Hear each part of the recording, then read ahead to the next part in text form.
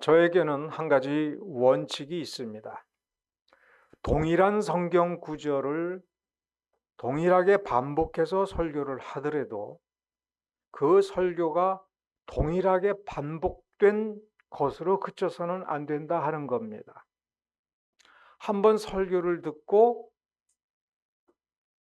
임원주 목사가 뭐라고 설교했는지가 중요한 것이 아니라 설교를 들으면서 그 본문을 보니까 그 본문이 보여야 되는 것이고 본문이 머릿속에 그려지게 되는 것이고 그려짐으로써 하나님이 어떤 분인가를 더 알아가는 겁니다. 필요해서 똑같은 본문을 다시 다루더라도 알아간 것 위에 더 알아가기 때문에 더 깊이 알아가야 되고 그래서 성경이 더 넓게 보여야 되는 겁니다. 우리가 운전을 해서 어느 길을 가다가 보면 처음 가면 그 앞에 도로 상황 자체에 굉장히 집중을 하게 되죠. 왜? 모르니까. 그런데 그 똑같은 길을 두 번, 세 번 다니다가 보면 그 도로 내 차 앞에서 어떤 일이 벌어지느냐가 그렇게 크게 문제가 되지 않고 이제 주변의 풍경이 눈에 들어오죠. 풍경이 눈에 안 들어오면 근데 눈에 안 들어오는 그 풍경을 보려면 어떻게 해야 됩니까? 차의 속도를 줄여야 됩니다. 왜? 시야가 안 들어오니까. 그런데 그 길이 굉장히 익숙하다면 그날따라 도로 상황이 어느 정도로 복잡해지더라도 크게 문제가 안 되죠. 주변이 다 눈에 들어옵니다. 꽃이 눈에 들어오고요. 나무가 눈에 들어오고 새잎이 돋아나는 게 눈에 들어오는 겁니다. 그래서 우리는 성경 본문을 읽으면서 이 성경이 우리에게 뭘 말해주는가를 분명히 깨달아야 되기 때문에 저는 항상 반복하는 그 메시지는 있습니다. 성경을 생각하면서 읽어라. 똑바로 읽어라.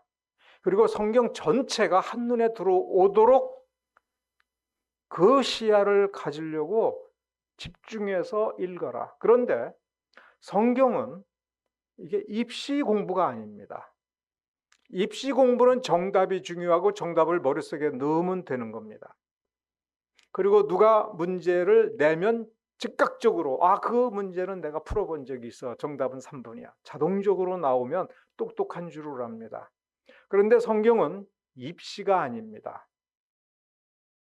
그렇기 때문에 성경을 잘 들여다보면서 내가 무언가를 알아가는 것이 굉장히 중요합니다. 우리가 뭘 알아야 됩니까? 하나님을 알아가야 되는데 하나님의 역사하시는 방법이 매우 중요합니다. 예를 들면 이겁니다. 우리는 인생이 절박할 때가 많아요.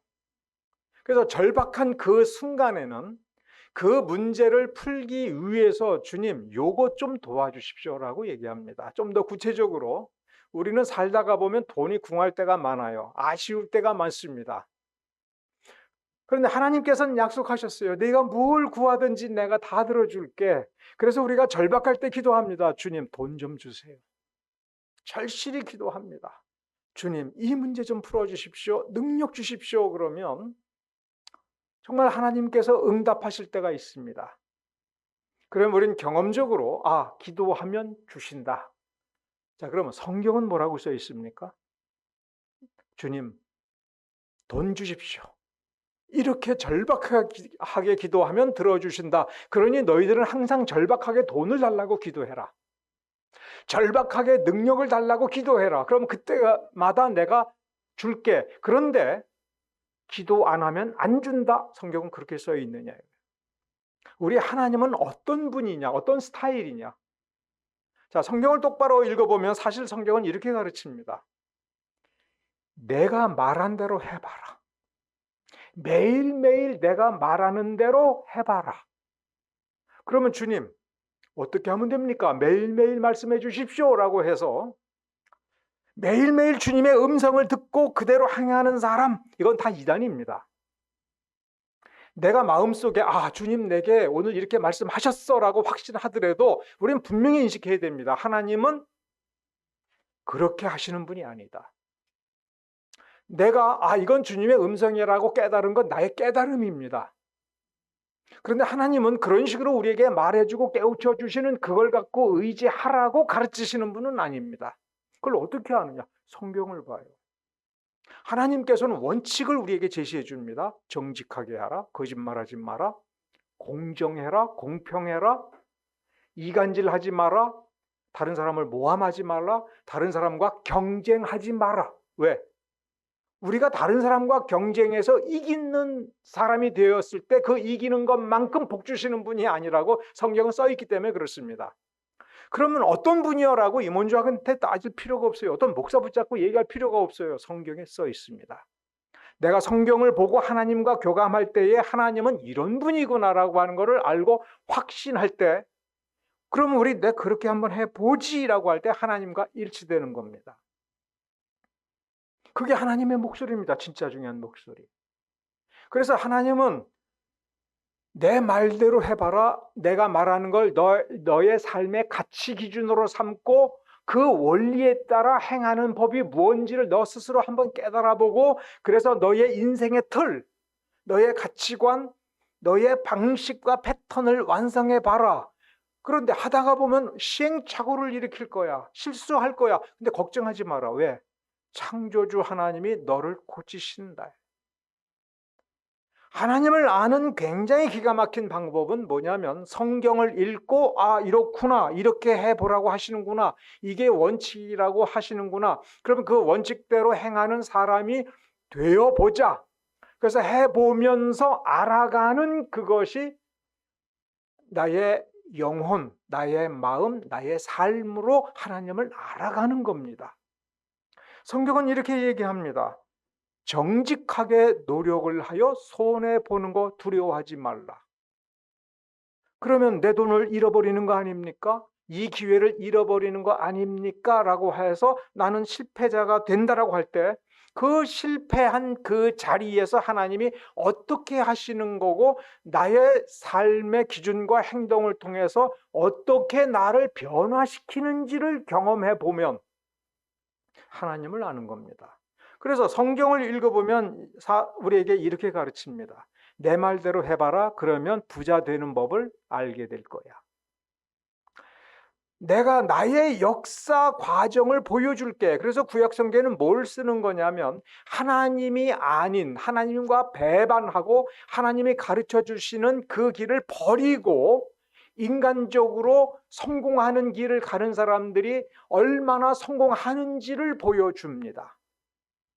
그러나 유다 왕국의 멸망, 이스라엘 왕국의 멸망, 바벨론의 멸망을 통해서 뭘 보여주냐면, 그리고 바벨탑의 멸망을 통해서 뭘 보여주시는 거냐면, 그래, 인간들이 얼마나 성공할 수 있는지를 최대치로 성공할 수 있는 데까지 내가 내버려 둘게.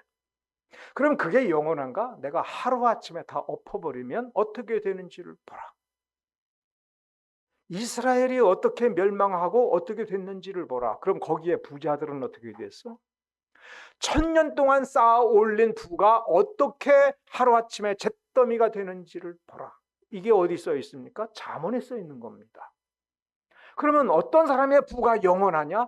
하나님께서 합당하다라고 판단하는 그 길대로 살아서 결국 하나님께서 복을 주신 그 복은 아무도 허물지 못하고 없어지지 아니하며 얼마나 놀라운지를 보라. 그래서 잠언의 끝부분에 이렇게 써 있습니다. 부지런한 여자, 현명한 여자를 구하는 사람은 참 복된 남자다. 이런 건 하나님께서 선물로 주시는 귀한 인연이다. 그래서 여자가 집에 들어와서 근면하게 열심히 일을 하고 열심히 저축을 하고 현명하게 투자를 해서 부를 이루면 정말 부자가 된다. 그러나 그러한 어떤 부보다도 더 놀라운 부는 하나님께 보기에 하나님께서 합당하게 여겨서 하나님께서 복 주시는 것은 아무도 이기지 못한다. 그런데 우리는 이렇게 기도합니다. 주님, 나에게 지혜를 주십시오. 지혜를 주시면 솔로몬처럼 내가 성공할 겁니다. 이렇게 생각을 해요. 그런데 우리가 상식적으로는 솔로몬이 하나님께 지혜를 구했다라고 생각을 합니다. 열왕기 3장에 있어요. 우리의 본문이 열왕기 1장서부터 3장을 하나로 보아야 보이는 본문입니다. 그리고 시야를 좀 더 넓히면 다윗이 죽기 10년 전부터 다윗이 죽는 그 장면, 그리고 그 죽음으로부터 다시 10년, 그래서 20년을 우리가 한눈에 보아야 성경의 메시지를 좀 더 깊이 볼 수가 있는 맥락이니까 이런 말씀을 드립니다. 3장에 분명히 그런 대목이 나옵니다. 하나님께서 인정하셨어요. 네가 지혜를 구했다. 그러니까 우리는 그것만 보고 우리도 지혜를 구하자. 그래서 날밤 새워서 주님 지혜 주십시오라고 기도하는데, 여러분, 하나님께서 지혜를 주십니까? 내가 절박해서 내가 살아야 되니까 하나님께서 마치 지혜를 주신 것처럼 역사하실 때가 있습니다. 우리 인생에 있어서 여러 번 그럴 때가 있습니다. 근데 성경을 전반적으로 읽어보면 성경은 이렇게 얘기합니다. 내 말대로 해봐라. 그러면 내가 지혜로운 사람이 될 거야. 그래서 열왕기 3장에 솔로몬이 기도하고 하나님께서 지혜를 주실 뿐만 아니라 북이 영화와 강대한 나라를 주실 때 보면, 지혜를 구했으니까 지혜를 주시는 게 아니라 내가 참 지혜롭게 구했다.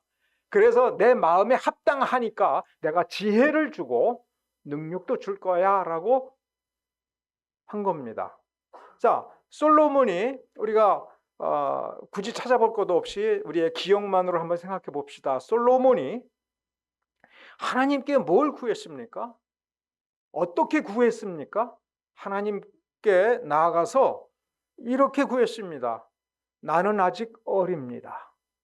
자, 그런데 우리가 문자 그대로 보면은 안 돼요. 왜냐하면 대략 성경에 수치가 써져 있지 않지만 추리를 해보면 대략 나이 20살 정도의 왕이 됐습니다. 그로부터 성전을 건축하고 예루살렘을 건축하는데 적어도 6, 7년이 걸린 겁니다. 그래서 성전이 완성되는 이 과정에서 그는 왕이 된 지 몇 년이 지난 겁니다. 그러니 이제 어떻게 통치해야 될 것인가에 대한 경험이 없는 겁니다. 자신의 경험에 놓고 볼 때에 이 백성들의 수는 너무 많고 처리해야 될 일이 너무 많은 거예요. 감당이 안 되는 겁니다. 사람들이 어리석게 생각하는 게 뭐냐면, 내가 왕이 된 뒤에 내가 잘 못하겠어? 그럼 똑똑한 사람을 불러다가 쓰면 돼. 똑똑한 사람한테 맡기면 돼 하면 되는 게 아니에요. 왜냐하면 그래도 최종적으로 최종 결재권자인 자기가 책임지고 결정해야 될 것은 다른 사람한테 맡길 수가 없는 겁니다. 그거를 생각해 보니 암담한 거예요. 그래서 하나님께 나가서 이렇게 기도했습니다. 주여, 지혜 주십시오. 능력 주십시오. 이렇게 구한 게 아니라, 원래 이 자리는 제가 왕이 될 자리가 아니었습니다. 그런데 하나님께서 어린 나를 왕으로 세워주셨습니다. 원래 이 자리는 다윗의 자리이고 더 능력 있는 다윗의 자식들의 자리인데, 어쩌다가 보니 하나님께서 나를, 아버지를 생각해서 나를 이 왕의 자리에 세우셨습니다. 그런데 내가 감당할 일을 생각해 보니 감당이 안 됩니다. 이 백성들을 하나님을 사랑하고 하나님의 명령을 온전히 따라서 온전한 삶을 살아가는 온전한 백성으로 세우고자 하니까, 주여 내게 정직한 마음을 주십시오. 정직한 마음을 달라고 하는 거예요. 자, 여기서 우리는 이 질문을 해봐야 됩니다. 지혜는 어디에 있어요? 머리에 있는 거죠. 그런데 내게 정직한 마음을 달라고 그랬어요. 그 정직한 마음의 기초 위에 이 백성들이 분란을 당하고 혼란을 일으킬 때에 그 문제를 올바로 분별하여 판단할 수 있게 해달라고 한 겁니다. 그리고 그 판단이 내 마음에 드는 것이 아니라 하나님을 사랑하는 쪽으로 이 백성들의 마음이 정리가 되고 하나님께서 합당하게 여길 수 있도록 그런 판결을 내릴 수 있도록 해달라고 한 겁니다. 그러니까 솔로몬이 기도할 때에는 지혜를 달라고 하지 않은 거예요. 이거를 기도를 받으신 하나님께서 정리를 하신 겁니다. 야, 네가 지혜를 구했구나. 이 접근 방법을 우리의 신앙생활에 접근을 시켜야 되는 겁니다. 우리가 이렇게 접근을 해야 되는 거예요. 솔로몬에게 지혜를 주고 네가 구하지 아니한 것까지 내가 다 주겠다라고 이야기할 때 하나님께서 먼저 뭐라고 말씀하셨는가를 우리가 주목을 해야 돼요. 내 마음에 합했다. 내 마음에 합했다. 그러니 네가 구하지 아니한 것도 주겠다. 우린 여기에 희망을 가져야 돼요. 왜냐하면 우리는 기도할 시간이 없어요. 그렇죠? 살다가 보면 너무 바빠. 그래서 일부러 기도할 때도 기도를 1시간 하고 2시간 하더라도 기도 끝나고 나면 뭔가 부족해. 더 해야 될 것 같아. 그런데 중요한 건 우리가 무엇을 구했느냐가 중요한 게 아니에요. 내가 주의 마음에 합한 쪽으로 지금 가고 있느냐예요. 솔로몬이 나이 20살에서 30살 사이에 있는 어느 시점에서 과연 얼마나 완벽한 사람이겠습니까? 솔로몬이 어떤 사람이었습니까? 나중에 말년에 갈수록 하나님께서 화가 나가지고 내가 너 당장 죽이고 이 나라를 박살내버리고 싶은데 네 아버지 생각해서 너 살아있는 동안은 내버려 두겠다. 그럼 솔로몬 말년까지 누구 복으로 사는 거예요? 아버지 복으로 사는 거예요. 그런데 솔로몬이 그러고도 정신 못 차렸죠? 그러면 생각해 보세요. 솔로몬이 지혜로운 사람입니까? 솔로몬은 지혜로운 사람 아닌 겁니다. 처음 왕이 되었을 때의 그 마음가짐이 하나님 마음에 합당했는데 말년을 보니까 네 아버지 생각해서 내가 너 지금은 처벌하지 않겠다라고 얘기했다면 자, 누가 진짜 지혜로운 겁니까? 아버지가 진짜 지혜로운 사람이에요. 그러면 다윗은 언제 하나님 나 지혜를 주십시오라고 기도했습니까? 우리가 구약 성경을 읽어보고 다윗의 생애 사무엘상서부터 쭉 읽어보면 다윗은 초창기에 도망 다니기 바빴던 사람입니다. 자, 도망 다니면서 허구한 날 열심히 기도했습니까? 먹을 거 구하기 바빴던 사람입니다. 이리 치이고 저리 치이고 미친 짓까지 했던 사람이고 먹을 거 구하려다가 무슨 도망간 종 취급을 당하고 불량배 취급을 당해서 너무 화가 난 적도 있습니다. 부하들이 배반을 했습니다. 돌로 쳐 죽이려고 했습니다. 거기에 무슨 정신이 있습니까? 그런데 그의 그 모든 순간 도망을 다니더라도 먹을 것을 구하더라도 부하들이 배신했더라도 내가 이렇게 은혜를 베풀고 이렇게 피눈물 나게 수고하고 억울한 일을 당하면서까지 내가 너희들 먹여 살렸는데 너희들은 좀 화가 난다고 실망했다고 돌로 나를 쳐 죽이려고 그래? 한번 생각해 보십시오. 내가 그렇게 오랜 세월 먹여 살린 그 사람이 지금 내 눈앞에서 나 죽이겠다고 얼굴이 벌게지고 눈에 핏발이 쓴 다음에 돌을 들어서 나를 쳐 죽이려고 한 사람과 여러분 행복하게 그 이후에 왕이 된 뒤에 이들과 더불어 살 수 있겠습니까? 여러분 같으면 살 수 있겠습니까? 다윗은 어떻게 살았지? 라고 생각해 보면 우리가 그 답을 시편에서 찾아보면 됩니다. 시편 1편에 다윗이 뭐라고 썼습니까? 나는 악인의 꾀를 쫓지 않는다. 나는 악인과 함께 하지 않는다. 악인의 길에 들어서지 않는다. 악인과 함께 모의하지 않는다. 그래서 나는 왕따가 되었다. 그래서 나는 오갈 데가 없었다. 내가 의지할 것은 주님밖에 없다. 그래서 내가 주의 말씀을 읽으면서 내가 시운을 얻고 힘을 얻고 비전을 발견하면서 나는 그걸로 만족한다. 어떻게 했다라는 걸 보잖아요. 열왕기 상하 그 다음에 시편 이렇게 보면 아 다윗은 이렇게 했구나라고 하는 그 행함으로써 다윗은 어떤 사람이 된 겁니까? 지혜로운 사람이 된 겁니다. 지혜를 구하지 않았으나 지혜로운 사람이 된 겁니다. 자, 그런데 지혜는 내가 어떤 사람이며 어떻게 처신할 것인가를 내가 아는 겁니다.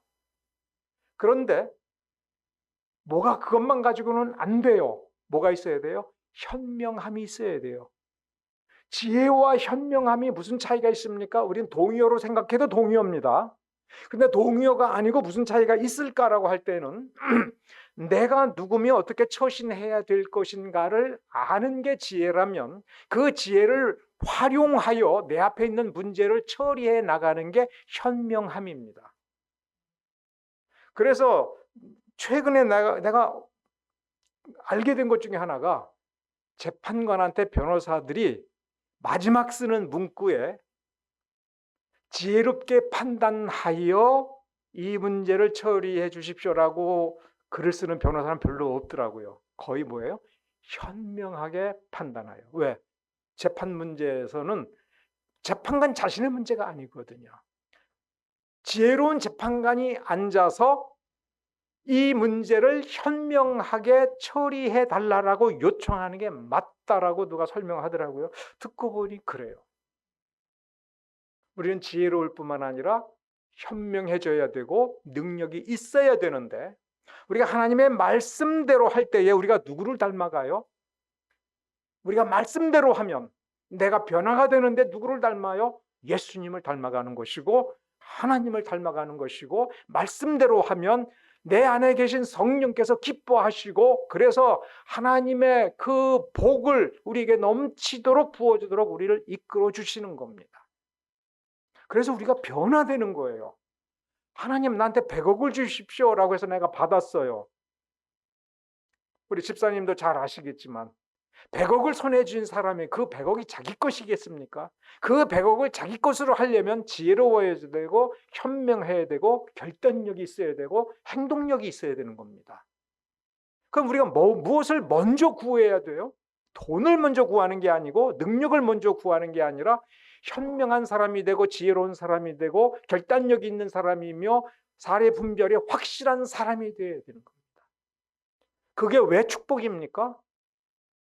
그러한 모습의 아버지를 보고 자녀들이 뭔가 하나를 더 제대로 된 것을 보고 배우고 몸에 익히는 겁니다. 솔로몬이 어려서 왕이 됐는데 정말 될 수 없는 사람이 된 겁니다. 왜 그래요? 압살롬이 왜 반란을 일으켰어요? 다윗을 왜 죽이려고 그랬습니까? 내버려두면 솔로몬을 왕으로 세울 것 같으니까. 더 늦으면 큰일 난다. 그러니 빨리 다윗을 죽이고 그 자리에 왕이 된다는 건 솔로몬도 죽이겠다는 겁니다.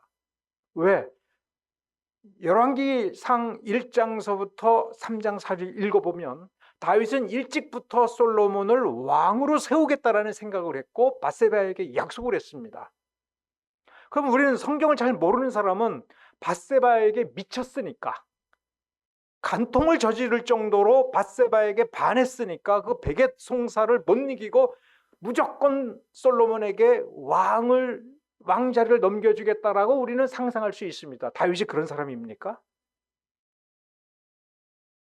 다윗은 자기 대를 이어서 왕다운 왕이 될 수 있는 사람은 솔로몬이라고 생각을 했던 겁니다. 그 자질을 본 거예요.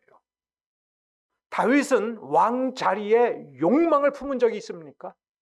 하나님이 세워서 왕으로 쓰시겠다라고 할 때 거기에 합당한 사람이 되려고 했을 뿐입니다. 왕이 되든 안 되든 모든 건 하나님의 주권대로 되는 것이다라고 믿고 그를 험한 죽을 자리에 몰아넣어도 하나님을 원망하지 않은 사람입니다. 그 왕 자리가 어떤 왕인지 세상의 권력을 가진 사람의 자리인지 하나님의 뜻을 이루기 위하여 무엇을 해야 될지를 분간한 사람입니다. 솔로몬은 왜 왕으로서 압살롬이나 또 오늘 본문에 나오는 아도니야와 다른 사람이었는가 할 때 우리가 먼저 생각할 것은 솔로몬은 왕따였다는 점입니다. 다윗도 여러분 역사를 읽어보면 왕따였습니다. 아무도 자기 편이 없었습니다. 무시당했습니다. 형제들로부터 무시당했고 아버지로부터도 무시당했고 돈 없어서 파혼당했고 장인한테 쫓겨서 목숨을 부지하기 위해서 온갖 곳을 도망다녔던 사람입니다. 왕이 된 뒤에 사울의 딸 미갈로부터 멸시를 당했습니다. 다윗성에 언약궤를 가져오는 날 그 탑 위에서 미갈이 내려다보고 경멸적인 말로 다윗에 쏘아붙였습니다. 그때 다윗이 뭐라고 얘기했는지 우리가 그 의미를 깊이 알아야 됩니다. 그래, 나는 가난한 양치기의 막내 아들로서 나는 아무것도 없다. 보잘것없는 사람이다. 그런데 그런 나를 부유하고 강력하며 존귀한 왕 사울 가문을 대신하여 왕으로 세워주신 이는 하나님이신데 그 하나님의 언약궤를 이 다윗성의 이 성에 모셔드리는 것에 내가 이보다 더하면 더했지. 이것도 나는 내 체면이 중요하냐? 내가 다른 사람보다 높은 게 중요하냐? 나는 너무 기쁘다. 이보다 더하면 더했지라고 할 때 핵심은 자신의 근본을 잃지 아니한 겁니다. 왕으로서 막강한 권세, 이미 왕으로서의 지위와 권력에 중독이 됐을 만한 그 시간이 지났음에도 불구하고 그런 근본을 잊지 않은 겁니다. 그런 사람이 실수로 밧세바와 간통을 했고 회개를 했고 솔로몬을 낳았을 때 이 아들들을 놓고 보았을 때 이 자리에 하나님께 합당하게 왕노릇할 유일한 사람을 내 자식들 가운데 골라야 된다면 솔로몬이다. 그 선택이 올바랐다라고 하는 것이 이 하나님께서 합당하게 여기시고 지혜뿐만 아니라 여러 가지 구하지 않은 것도 주셨다라고 하나님께서 선언하시고 지혜를 주신 열왕기상 3장의 그 장면에서 우리는 일단 다윗의 선택이 옳았다. 자, 그러면 아도니아는 어떤 사람이었느냐? 자, 압살롬이 굉장히 사실은 진짜 사랑했던 거예요. 여러분 성경 읽어보면 하나님께서 이 다윗이 압살롬을 얼마나 사랑했는지. 두 번째로 오늘 읽은 본문의 6절에 보면 저는 압살롬의 다음에 난 자요 채용이 심히 준수한 자라 그 부친이 내가 어찌하여 그리하였느냐 하는 말로 한 번도 저를 섭섭하게 한 일이 없었더라.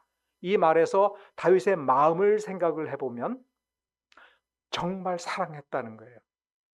잘생겼고 책망할 일이 없을 만큼 눈치가 있었다라는 거예요.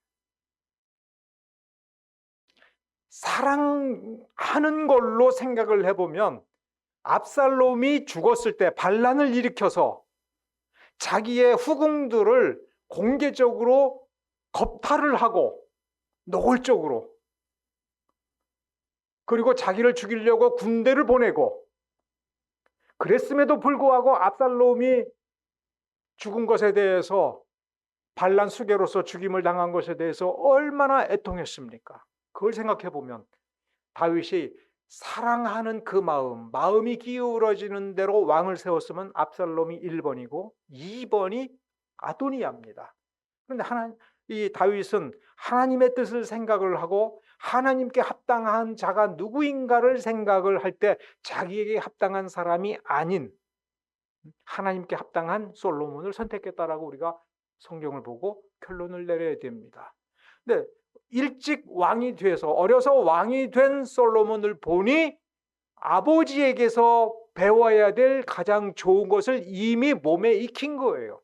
누가 가르쳐서가 아니라 스스로 나아가서 내가 이 백성들을 위해서 왕노릇할 때 내가 정직한 마음을 가져야 됩니다. 이걸 구한 겁니다.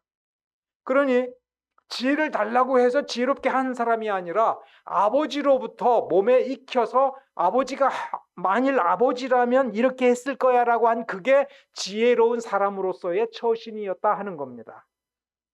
그런데 아도니아는 어떤 사람이냐면 압살롬은 이미 죽었으니까 말할 필요가 없고 아버지 다윗이 굉장히 사랑했던 사람이고 자랑스러워했던 아들이고 한 번도 책망한 적이 없습니다. 그러면 이 아들이 이 아버지의 사랑을 받아들여서 아들다운 아들, 다윗의 아들다운 아들이 되려고 하고 아버지가 하나님께 합당한 사람이 되려고 애썼던 것만큼 그 원리를 몸에 익혀서 하나님께 합당한 사람이 되려고 했어야 되는데 정말 그런 사람이냐 아니냐라고 하는 실체는 열왕기상 1장까지 숨겨져 있었던 겁니다. 그런데 사실은 아버지는 그걸 본 거예요. 너 왜 이렇게 했느냐라고 책망을 한 번도 안 해주었지만 또 한편으로는 내가 왕이 될 거라는 말도 한 번도 안 해준 겁니다. 정말 지혜로운 사람이라면 아버지가 뭐라고 얘기했든 어떻게 행동해야 돼요? 하나님께 합당한 사람으로 행동해야 됩니다. 오늘 본문을 구체적으로 다루지 않고 다른 얘기들이 자꾸 길어지는데 그러나 너무 중요한 얘기니까 제가 이런 말씀을 한번 더 드리겠습니다. 하나님께서 내가 너를 저주하겠어. 네 자식들 다 죽을 거야. 누구죠? 바로 생각나는 사람 엘리요. 그런데 거기에 비해서 좀 더 연대는 위로 올라가지만 아론의 손자 비느하스에게는 뭐라고 언약을 하셨습니까? 비느하스가 하나님께 충성을 함으로써 뭐예요? 너의 자식으로 영원토록 제사장 세우겠다라고 하는 소금 언약을 주셨죠. 자, 그럼 다윗 시대까지 누가 가장 대제사장 자리를 끊임없이 차지하고 있었느냐? 엘리의 후손들입니다. 엘리가 저주받아서 죽었고 엘리의 두 아들이 죽었으나 이 제사장들의 족보를 놓고 보면 누구의 후손이냐면 엘리의 후손들입니다. 돕당에서 80여인의 제사장들이 하루아침에 사울 왕에 의해서 도에게 의해서 몰살을 당했죠. 누구 자손이었습니까? 엘리의 후손이었습니다. 그런데 거기서 한 사람 살아남았죠. 아비아달입니다. 오늘 본문에 나오는 그 이름 아비아달이에요. 다윗이 왕노릇하고 있을 때에 가장 영향력이 있는 대제사장이 바로 엘리의 후손 아비아달입니다. 이 사람이 언제 몰락을 합니까? 솔로몬이 왕이 될 때에 아도니아의 최측근으로서 반란에 동참함으로써 자리를 놓친 겁니다. 이때에 압살롬의 반란과 아도니아의 반란 사건 전후에서 한 사람 이름이 나옵니다. 사독이라는 이름이 나옵니다. 이 사독이 비느하스의 후손입니다. 그러니까 아론의 아들이 넷이 있는데 둘이 저주받아서 광야에서 죽었지 않습니까? 두 아들 중에 셋째와 넷째, 아론의 셋째와 넷째 중에 이 두 혈통의 후손들이 경쟁을 하는 겁니다. 그런데 셋째는 소금 언약을 받은 비느하스의 후손인데 솔로몬 왕 때까지 제대로 된 제사장이 안 나오는 겁니다.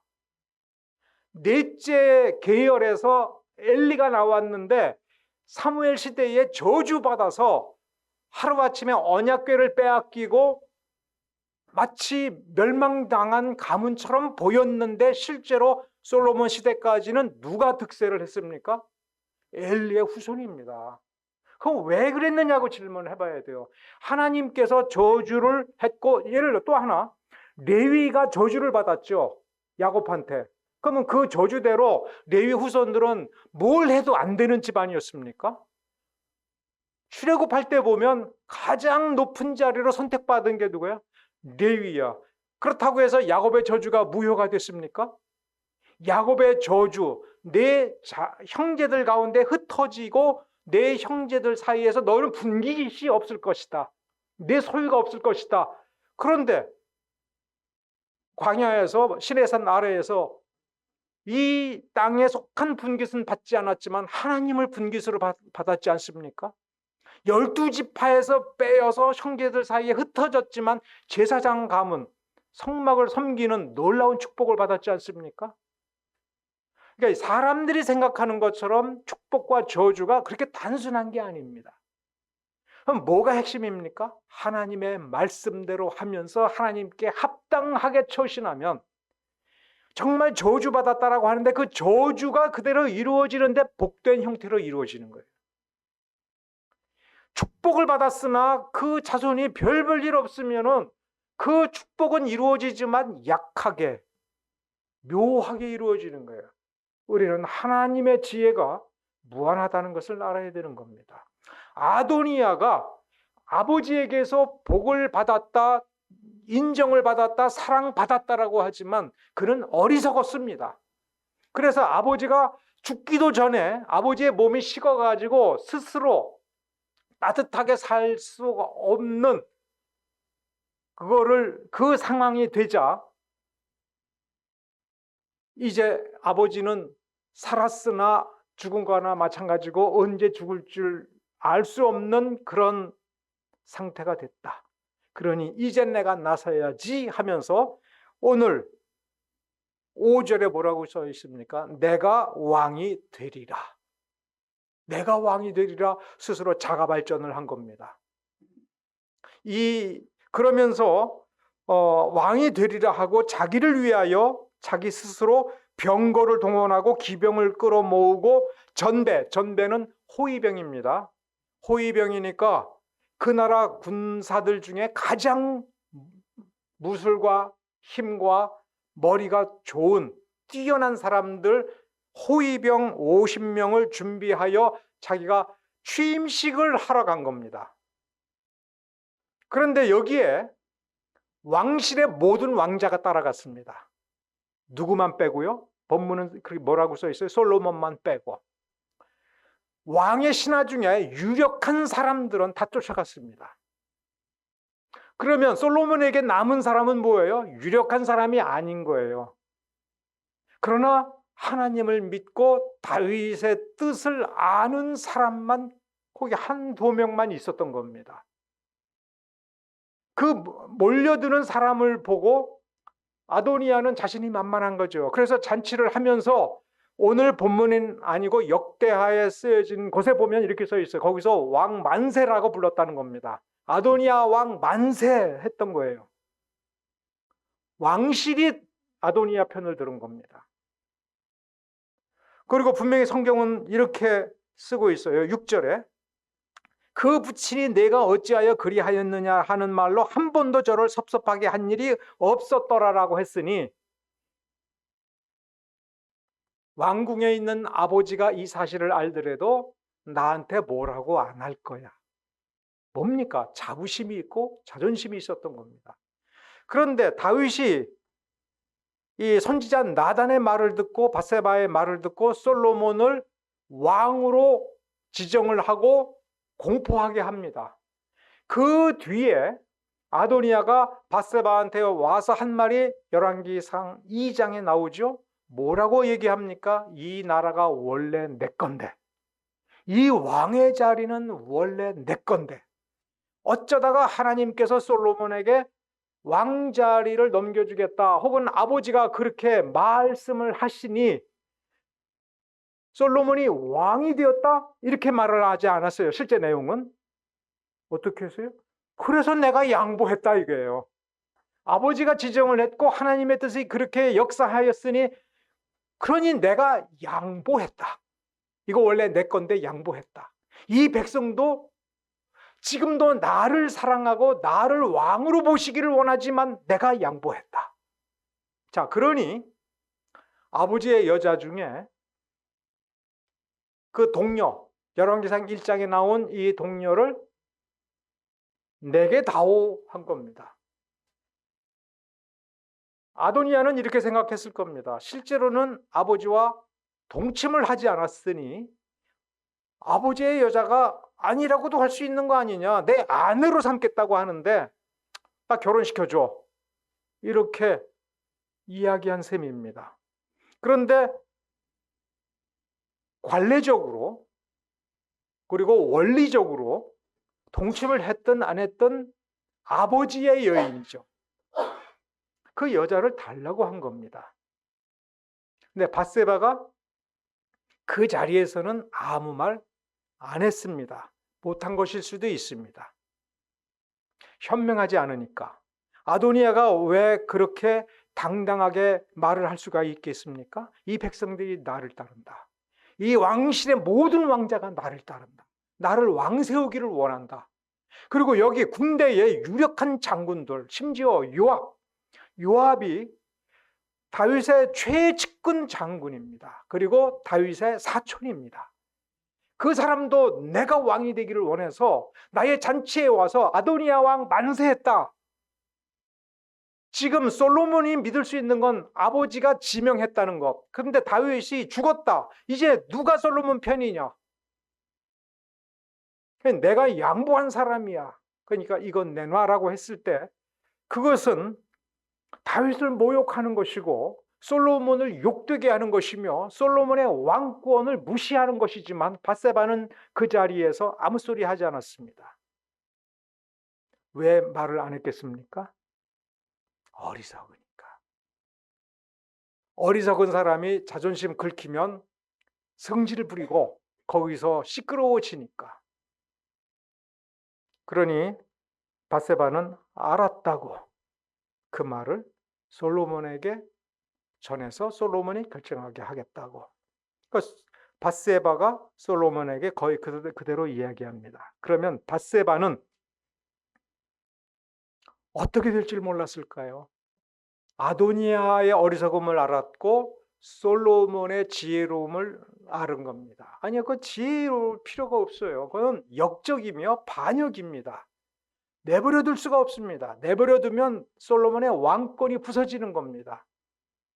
그런데 아도니아는 어리석게도 자기가 말하니 밧세바가 꼼짝 못하고 솔로몬도 자기의 논리에 넘어갈 줄로 믿은 겁니다.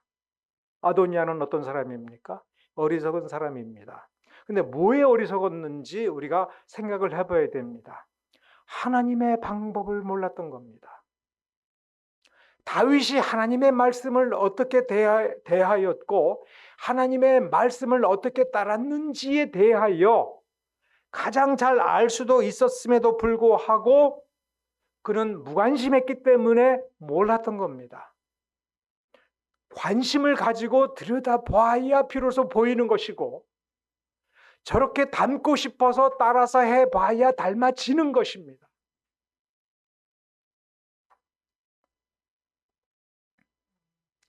그러므로 우리는 이 솔로몬이 보여준 첫 번째 모습에 주의를 해야 되고 다윗이 어떻게 했는가에 대해서 우리는 그거를 닮아야 됩니다. 시편을 읽으면서 다 읽지 못하더라도 시편 1편서부터 7편까지를 읽어보면서 다윗은 이렇게 했구나. 하나님의 말씀을 이렇게 좋아했구나. 그런데 여러분이 성경을 읽으면서 다윗이 말하는 것처럼 꿀송이보다 더 달구나, 이거 못 느꼈다. 그러니 성경은 재미없는 거다라고 했을 때 여러분 포기하지 마시기 바랍니다. 그 맛을 볼 때까지 가봐야 되는 겁니다. 내가 예수를 믿을 건가 안 믿을 것인가에 관한 고민은 이미 지난 것이 여러분의 시점입니다. 믿을 건가 안 믿을 건가 지금 결정해야 돼, 또 결정해야 돼, 이것이 아니라 지금 여러분이 이 자리에 있으면 그러면 내가 한번 해봐야겠다. 다윗을 이렇게 복주시고 솔로몬을 이렇게 복주신 하나님이라면 그 하나님이 살아계심과 또 정말 그렇게 복을 주시는 분인지 내가 한번 테스트 해봐야겠다. 하나님을 테스트하는 게 아닙니다. 내가 나의 발걸음으로 나를 테스트해보는 겁니다. 내가 이렇게 하면 이렇게 복을 주시는구나. 그러면 내가 이렇게 또 해봐야지. 저렇게 해봐야지. 그래서 우리가 가지고 있는 여러 가지 종교에 대한 환상을 깨버리고 다윗이 어떻게 했는가? 오늘 내가 어떻게 살아야 되는가? 결론적으로 말하면, 다시 말하면 아도니아는 왜 망했습니까? 아도니아는 왜 망했습니까? 내가 얼마나 잘난 사람인데라고 생각을 한 겁니다. 우리가 솔로몬을 보면서 뭘 생각을 해야 됩니까? 하나님은 세상이 버린 돌, 건축자가 보기에 건축자가 얼마나 기민한 사람들입니까? 재료를 보면 이거 어디다가 쓸지 벌써 그림이 그려지는 사람인데 이건 죽었다 해도 못 써 하면서 내버린 거를 하나님은 쓰시는 분이에요. 내가 세상으로부터 버림을 받았어도 하나님은 나를 고쳐 쓰실 거야. 그 확신이 있을 때 흔들림이 없죠. 그 흔들림이 없이 하나님을 의지하여 내가 합당한 사람, 하나님께 합당한 사람이 되려고 하는 그게 무언가에 대해서 깊은 관심을 가지고 나를 가지고 고민하면서 하나님 앞에 자꾸 나아가면 내가 바뀌어지는지 안 바뀌어지는지를 우리가 확인해 볼 수가 있는 겁니다. 내가 지금부터 돈을 벌어서 얼마나 더 벌 것인가? 이렇게 해보고 저렇게 해볼 때에 우리는 우리의 지혜를 시험해 보는 겁니다. 다른 사람을 따라서 해보는 겁니다. 그것도 시험이라면 내가 하나님 말씀대로 이렇게 정직하게 해보고 저렇게 해보고 하면서 과연 하나님께서 복을 주시는지, 그래서 내가 복을 받는지 안 받는지도 우리가 한번 따져볼 필요가 있는 겁니다. 아도니아는 내가 다른 사람들보다 뛰어나고 이 왕자들 가운데 1등이기 때문에 왕이 될 거라고 생각을 한 사람입니다. 솔로몬은 이 죄악의 씨앗이야. 밧세바와 간통을 했고 그 남편 우리야를 다윗이 죽였기 때문에, 그리고 나서 결혼을 했기 때문에 이 결혼은 무효야. 왕이 될 수가 없는 거야, 솔로몬은. 이런 식으로 왕때가 된 겁니다. 그래서 우리는 조금 더 노골적이고 과격한 이런 결론을 내릴 수 있어야 됩니다. 하나님은 1등을 쓰는 게 아니야. 최고를 쓰는 게 아니야. 잘난 사람을 쓰는 게 아니야. 차라리 못났고 열등하고 뒤처지고 오갈 데가 없고 의지할 데가 없고 편들어주는 사람이 없는 왕따 중에 왕따가 하나님의 마음에 합하게 살려고 정직한 마음을 구할 때에 그에게 복을 주신다. 우리가 정말 세상에 내놓을 만큼 나는 1등 인생이 아니야 라고 하는 것만큼 우리는 하나님의 손에 붙잡히고 하나님께서 쓰시기에 더 가까운 사람이라고 하는 것을 생각합시다. 기도하겠습니다.